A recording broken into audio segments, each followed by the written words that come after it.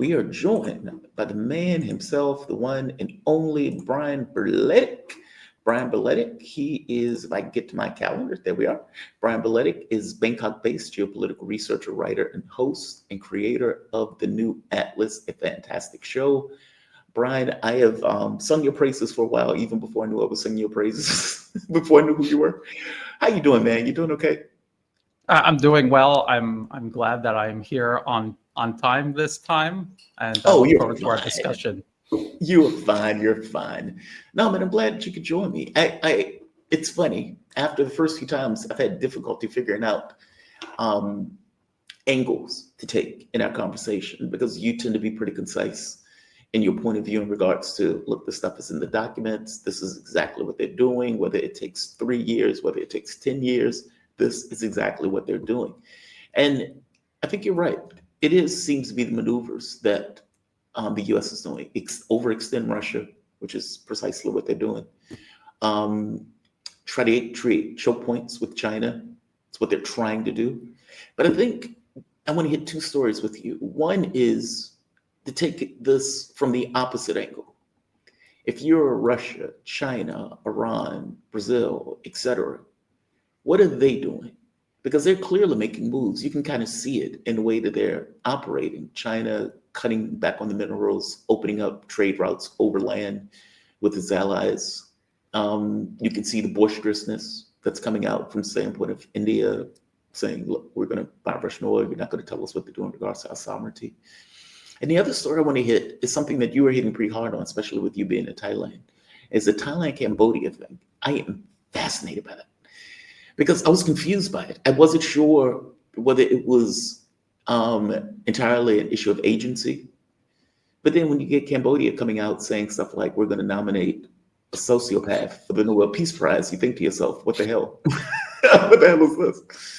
Let's start with the first one first. The moves that Russia, China, India, that these countries are effectively making to try to get around this issue of primacy. What is your take on that, but then as a way of stepping into this conversation?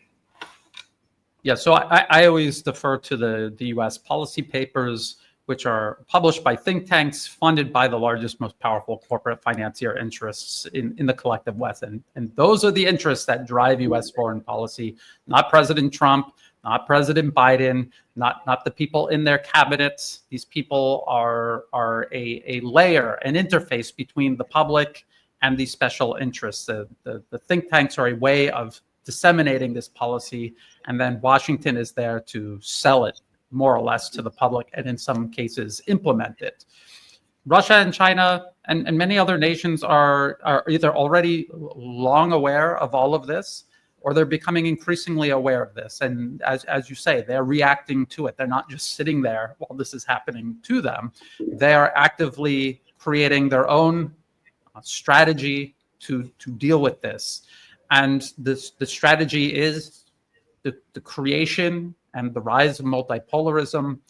They see how the United States has a lot of nations have no real fundamental issue with the dollar being the reserve currency, for example, but because the United States has weaponized it, because they have abused this power that they have consolidated in their own hands, they've left people no choice but to seek an alternative, simply because if they don't, they will be subject to U.S. interests and desires, not just in general, but even within their very own borders. And you wanted to talk about Thailand and Cambodia, and when I get into the details, a lot of details people didn't know about or overlooked. Your economic dependence on the United States completely undermines your sovereignty and your ability to pursue your own best interests. What ends up happening is you end up serving Washington's interests at the expense of your own country and your own people, and only a very small handful of people in the country, but the elite that are working with or for the United States, they benefit, and they can leave any time that they want, and then you have millions of people stuck there facing the consequences. Ukraine is a perfect example of this in practice, in real time. Yeah, that's such a good point. Economic security is effectively political security on some level. And I think Europe is finding that out the hard way. Let's go with China for the moment for the choke points. So China seems to be expanding their capabilities over land. So the Iranian rail thing is one really good example of that. They also seem to be cutting the number of rare earth minerals, quote unquote. They're not necessarily rare, but China owns kind of a monopoly on the distribution of those rare earth minerals. And there's been articles coming out of the Wall Street Journal and a few other outlets pointing out that China has been cutting back on those, which there's estimations, or at the very least rumors, that it directly affected the U.S. ability to supply weapon systems, either to Israel or, for that matter, to Ukraine. Give me a take on that. I mean, because that at the very least gets across that China is aware of what is taking place, responding to what is taking place in a way that's very Chinese. And I don't mean that poorly. I mean that in the sense of China is very slow to react. They don't tend to like to get involved in military conflicts. And they tend to like to exert almost in a go type versus a chess type way of operation. Or do you agree with that? Yes. I think in general, I agree with that. So we began by talking about multipolarism in general, and then there's many projects within that where, people have been talking about BRICS for many, many years. And those of us that remember the inception of BRICS and seeing how far it has come, I mean, that is a testament to the willpower behind this from nations like Russia, China, also India, Brazil, the founding members of BRICS, essentially. And so, yes, China is also looking at the things targeting them specifically rather than multipolarism in general. And yes, the United States has this strategy. It's an open strategy. They openly declare they want to encircle and contain China, counter China, they have deter China. These are the many different euphemisms that they use to describe this.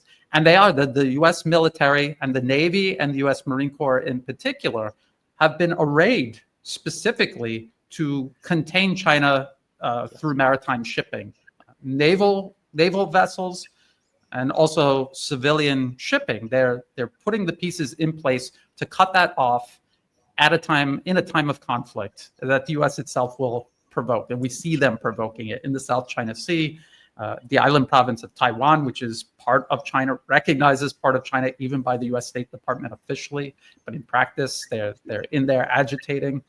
And so you mentioned the Belt and Road Initiative. This is another project that has been around for years and years. That there was a lot of talk about it in the beginning. A lot of pieces are falling into place now. And that's the reason they are building this, to diversify away from these maritime choke points. The U.S., for many years, in many policy papers spanning the entire 21st century and even before that, where they just openly talked about shutting the Strait of Malacca. The U.S. Navy is in the South China Sea. They say they're for freedom of navigation, but all of the navigation taking place there is Chinese maritime shipping going to and from their largest trade partners, which are all of these nations in the region, including the nations the U.S. pretends it's there to help with these so-called maritime disputes, which are real disputes that these nations have with China, but that they also have with one another. They get very heated, but overall, bilateral relations and regional relations are very warm and constructive. People forget that not that long ago, a couple of years ago, France and the UK had some tiff over fishing waters, and they both mobilized their navy. But there was no remote possibility that was ever going to go beyond posturing and political wrangling before it was settled bilaterally, and all of their other relations together as co-vassals of the United States just continued moving uninterrupted. So you're absolutely right. The Belt and Road Initiative is one of these ways China is reacting. Their massive industrial base, they understand that real power comes from being able to actually shape and move the physical world. So their industrial power, their ability to build huge infrastructure projects, the U.S. couldn't even pretend to even dream of doing now. They could have before, but now there's no possible way.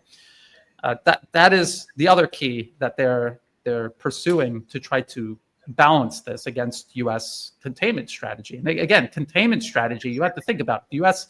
is coming across the entire Pacific Ocean, putting U.S. forces, tens of thousands of U.S. troops missiles, aircraft, ships closer to Chinese shores than to America's own shores. Think about that, and think about if it was reversed, how Americans would feel about that. And that, this for some reason Americans just can't seem to understand that. They feel like they're entitled to do this to others, and no one has any right to even think about doing it to them. And if you listen to the rhetoric, whether it's the Biden administration or the Trump administration, China just reacting to this containment, to tens of thousands of US troops right off their shores, just them reacting to it defensively is unacceptable, is somehow some sort of provocation by China, aggression by China somehow.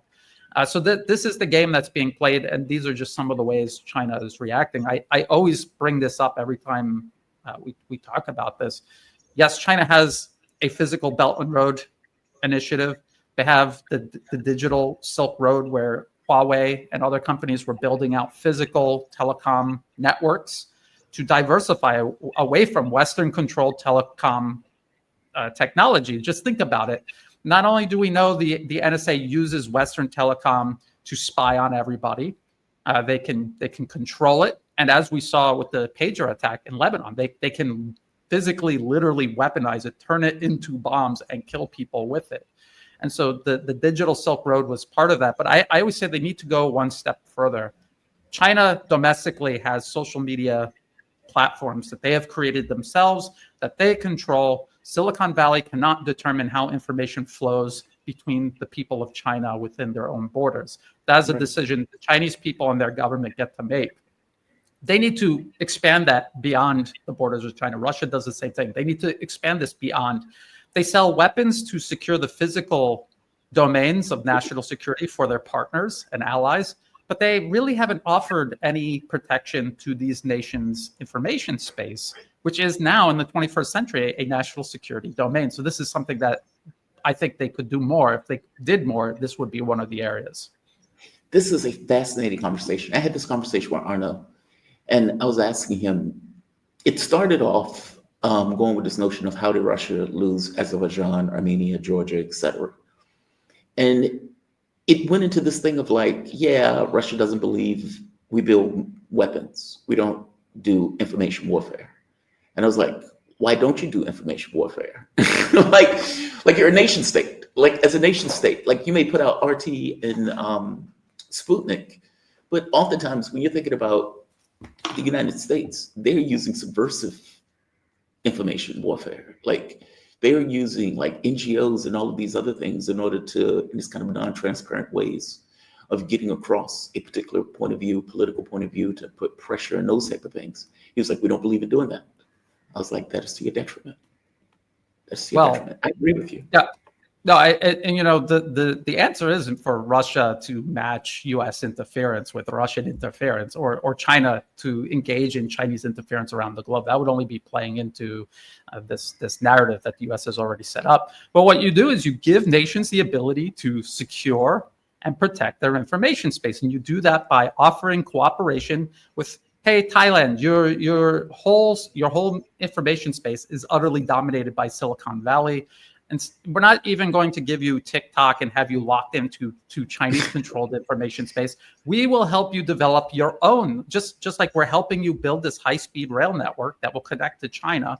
We will help you build local, Thai-controlled social media platforms that displace Facebook and Google and X and all of these invasive, weaponized information tools that the U.S. does literally use to brainwash, indoctrinate targeted populations and turn them against their own best interests. And again, you mentioned Georgia, Armenia, and it's Azerbaijan, but there's also Ukraine, which is right now in front of the entire world committing national suicide because the U.S. captured their political system, their information space, and now they've convinced the Ukrainian people that fighting for U.S. hegemony and fighting for NATO encroachment on Russia is somehow in their own best interest, even as they watch the country crumble and burn to the ground around them. And so giving nations the ability to protect their information space from U.S. interference and subversion and political capture, that is something that Russia and China could, and I think absolutely must do. they're going to lose. And we can talk about the Thai-Cambodia border conflict and then the subsequent trade deal that was made with the United States. And we could talk about how dangerous this is and how this short circuits China's apparent plan to win these countries over. Well, one last thing before we get to that, Russia and Ukraine. This plan to overextend Russia, do you think this is working in practice? Or do you think, I mean, obviously they're in the war with Ukraine, and obviously they lost this information war thing that was taking place. And to be fair, Russia was kind of putting itself together back after the Yeltsin years, after the collapse of the Soviet Union, and the US was able to take advantage in a sense. So I'm not going to be too boisterous on that point. But is that plan working from your point of view? I mean, I know the war is going well for Russia, but this is beyond one individual war. We're talking about this kind of, I don't want to call it global hegemony, because that's not necessarily what Russia is going for. That's what the US is going for. But how do you see that playing out in practice?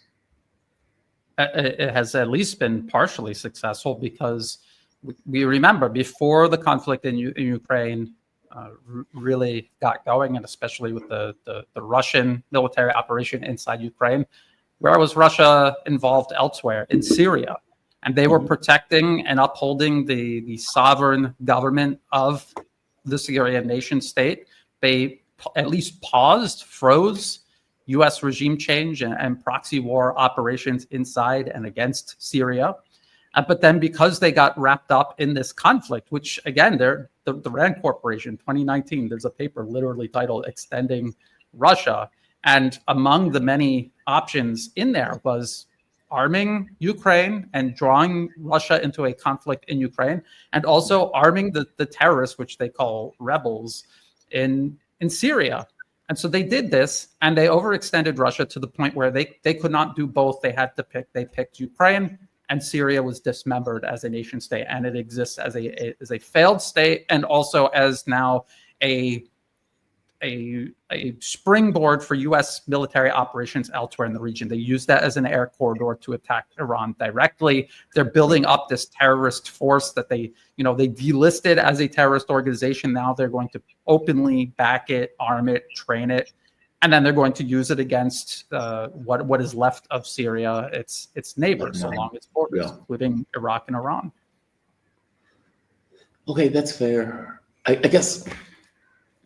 See, the Syria thing is complicated to me because everybody has a different assessment on why Syria fell. Like, you would have people saying, well, Iran didn't give them the support that they needed. Russia didn't give them the support that they needed. Syria was eaten alive from the inside, in which case forces pulled back. I don't know if it was entirely just where Russia didn't have the capability of helping. I think Russia will probably say, well, they didn't want to fight that war. The soldiers melted away, and did they expect us to fight it on our own? Give me a take on that point of view, or you don't accept that point of view. Yeah, I really don't. If you were following the fighting as it was happening, there was extremely intense fighting in the very beginning, and the Syrian forces were just overwhelmed. They were overwhelmed with drones and all kinds of other tactics and weapons that the U.S. has been perfecting on the battlefield in Ukraine, and then they just brought it over, and they built up these forces. And because not just Russia, but also Iran were distracted, the U.S. is using the exact same strategy against Iran and also China, tying them down with these dilemmas right along their periphery that prevent them from being everywhere at one time. And it has at least partially worked. And let's be honest, that Russia went into Syria. That was a huge risk. It was a huge investment. They spent years there. They spent Russian blood and treasure there. And if they could have preserved the Syrian government, they would have, but they couldn't. And part of the Syrian army being eaten from the inside out was Russia and Iran not having the resources to compensate for that and to reverse that process or to freeze it. And they're not all powerful. They don't have infinite resources, and they were not able to do it. So I think the policy paper laid all of this out, and that is exactly how it has unfolded. Now, they hope that they can overextend Russia to the point where there's some sort of internal collapse. I don't think that we see signs of that happening. And I think what Russia has done is they've picked and chose where they're going to really stand firm and where they will divest.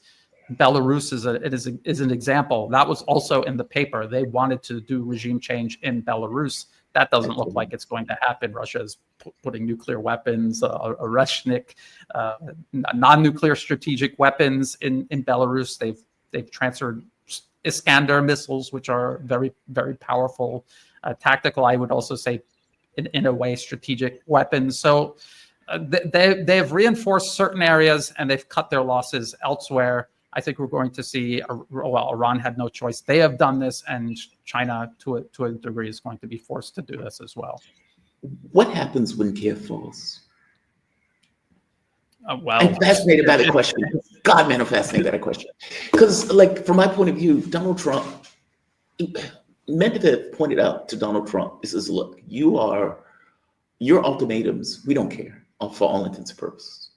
And those ultimatums are going to lead you to the brink of war, not with Russia and Ukraine, but with Russia and the United States. Now, that's not a threat. He's pointing out something that Donald Trump doesn't seem to quite get. Every ultimatum you give is an ultimatum that you're effectively stuck with, that they are going to ignore. They're telling you flat out, we are going to ignore your ultimatums. We're going to cross these. And at some point, you either take your ball and go home, call it a day, call it a loss, or you continue to escalate, which is the Joe Biden path. You can do that, but you're effectively going to end up at a point where it will become kinetic, because it has become kinetic if you're never going to accept the loss. Does it get to that point from your point of view? Because I know you said that they from Europe, but yes. Medvedev is saying the U.S. directly. Yes. So yes, we've talked about this many times before. Ukraine is the first proxy being fed into this proxy war and destroyed by it. And the United States is openly preparing Europe to be next, and they're creating coalitions of the willing. They're separating them out from NATO and Article 5 and any perceived obligation that the U.S. would have to come to their rescue. So essentially, they're creating the next Ukraine to be fed into the proxy war in Ukraine. They've got the Baltic nations lined up. Completely expendable. I don't know what these people are thinking. I don't know what the people in these Baltic nations are thinking. They are, to the United States, they're as good as gone. They're completely expendable. The U.S. has no interest, not in any of these countries. And as a matter of fact, if you read the Rand Corporation paper from 2019, they admit that if they're successful in provoking Russia into a larger commitment to Ukraine, it will be the end of Ukraine. It will destroy Ukraine. It'll create mass casualties, refugee flows, territorial losses that cannot be reversed, and a very, very poor terms, if there even are terms of any sort of political settlement. So they admit this, and this is their vision for all of their proxies, including all of Europe, all of their proxies in the Middle East, if necessary, and of course, all of their proxies in the Asia Pacific in a very similar conflict that they are already fighting with China. I think your point of view, though, just to be clear, they don't back down. They continue to escalate up until the point where it is a direct conflict, where it may not be NATO proper, because they don't want NATO to get involved. It's coalitions of the willing, where they can say, well, this is not really NATO. This is just Europe. Because I guess my point is, if it's NATO, you're immediately bringing in the United States into the conflict, and the United States doesn't necessarily want to get into a direct conflict. They prefer to feed in Europe. And so they pick, all right, who's willing to go in that doesn't include Article 5? That is a tough, I have to see that in practice. Because I get the sense, like, I have a hard time believing that Europe gets involved, but the United States doesn't get involved.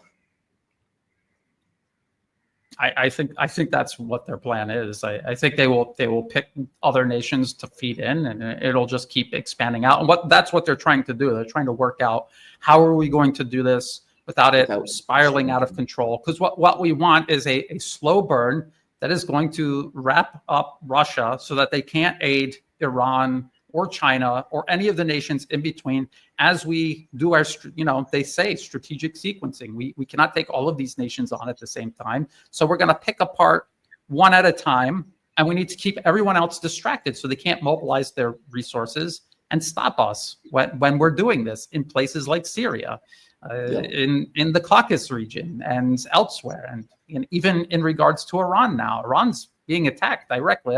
That conflict's just paused. That is far from over.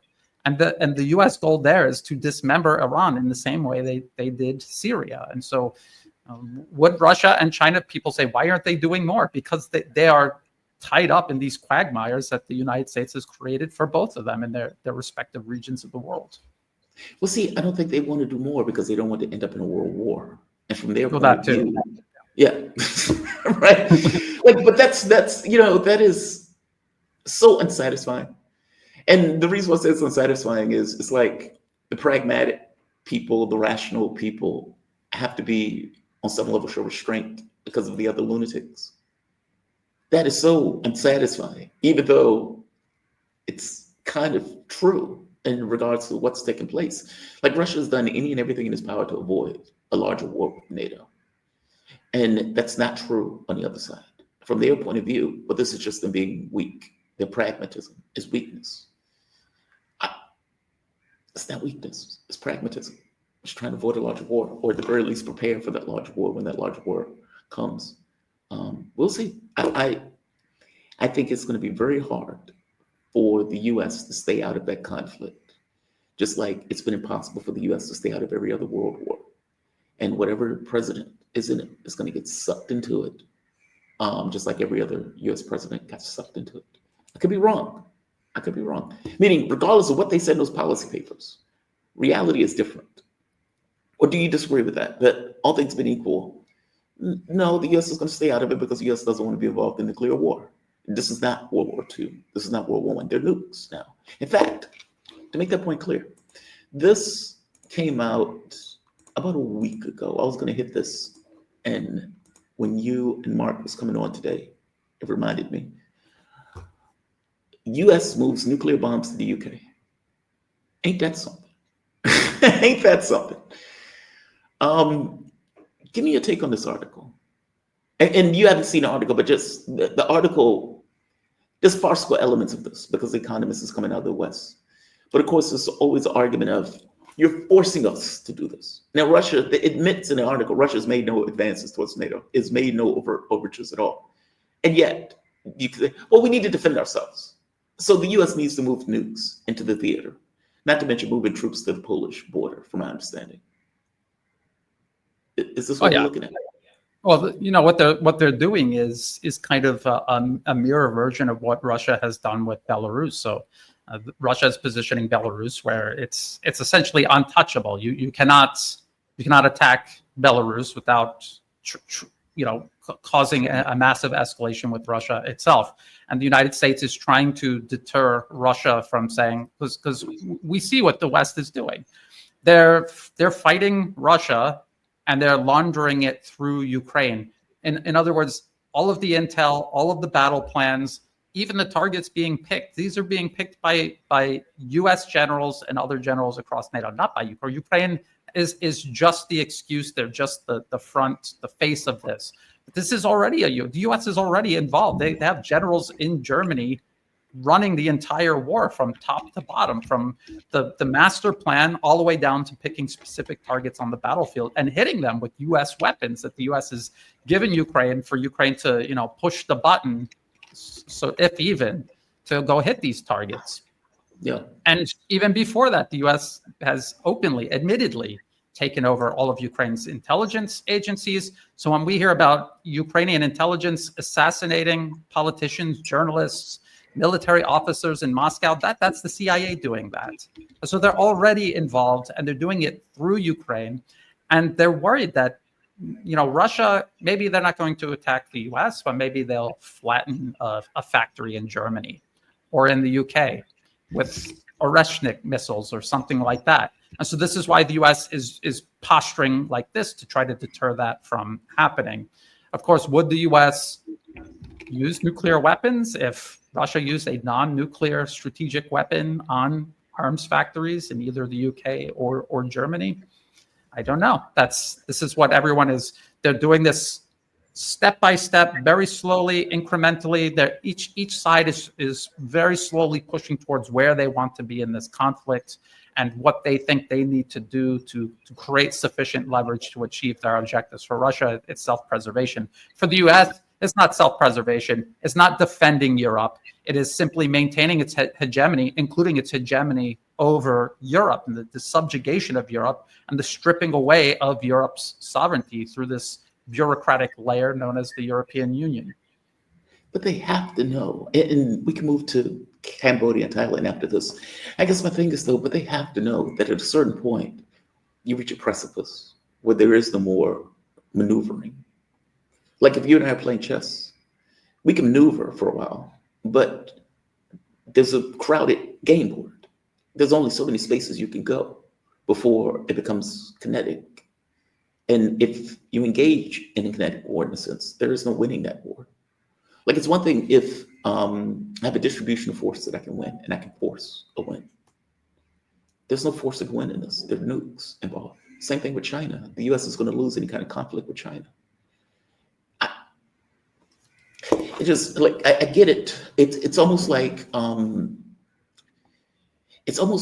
using the threat of annihilation of everything as a leverage and a maneuvering space, despite the fact that both sides have that threat of destroying everything. It's a very bizarre way of operating. But yeah, I think you're right. It's what they're doing. Yeah. This is not going to turn out well. It already hasn't. Yeah, but it can get dramatically worse. I mean, like when I said dramatically worse, I mean dramatically worse. Like it's like end of the world dramatically worse in the way that they're operating. Do you think the Europeans are going to be stupid enough to allow this? Because as you point out, these people are idiots. They're acting as if we're on the same team, missing the fact that the US doesn't have teams. We have vassals. I mean, they're given tribute. In regards to the trade deal, that should tell them something. Do you think the Europeans themselves, I think because the Russians are looking at it as Europe doesn't have a military, Europe doesn't have a manufacturing base. The United States doesn't quite get that if you're trying to do what you want to do in regards to the war, you have to let up on the reins on the financial sector. Meaning, how can I say this? It's like you want to be able to have your war and make a profit, but you can't do both. Either you allow Europe their own industrial base where they can build these weapons, outbuild their military, et cetera, in which case they may, at the very least, let's say, be a fatter meal for the Russians. But that's not what the US wants. The US wants Europe to continuously buy weapons from us, to be completely reliant upon us, regardless of all of the stuff about multipolarity and everything else. We want to make a buck and pursue our war plans. I don't think you can do both, but give me your take on this. Well, this has been the collective West's fundamental problem. They want global hegemony, but they will not invest what is necessary to do this militarily. But as I warn people, you don't need to do it all militarily. And yes, the US and Russia, they're maneuvering, and it is getting closer and closer to a direct confrontation. What the US hopes that it can do somehow is sufficiently overextend, surround, contain Russia, and eventually undermine and topple the government, and then dismember the Russian Federation, like they say they did to the Soviet Union, and in many ways actually did do to the Soviet Union. This is what they think they can do. And so it's a replay of the Cold War, but it's just with, in this modern context and in a situation where it's not exactly the same, where Russian military industrial power and economic power is very different than the Soviet Union. And now you have China as a major factor, and again, a non-white nation that is surpassing all of the West, which is something that has not happened in centuries.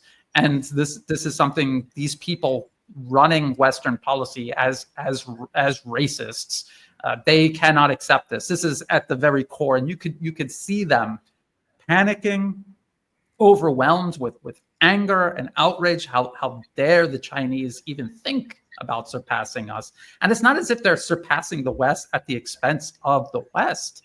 They're offering to rise together with everybody, but the West just simply they cannot live in a world where they do not dominate absolutely everything on the planet, not just within their own borders, but within everybody else's borders. They see the entire planet as theirs to do as they please. And this has been the mindset for centuries, and unfortunately, it's something deeply rooted that will not change on its own. It's only going to change if the rest of the world makes it change. Leaves them no other option but to change that mindset. Yeah. So it's very troubling. I've said it before, racist people don't see the world clearly, and that will be their downfall. That will be their downfall. Mark my words. It never fails. That is usually the thing that screws them over.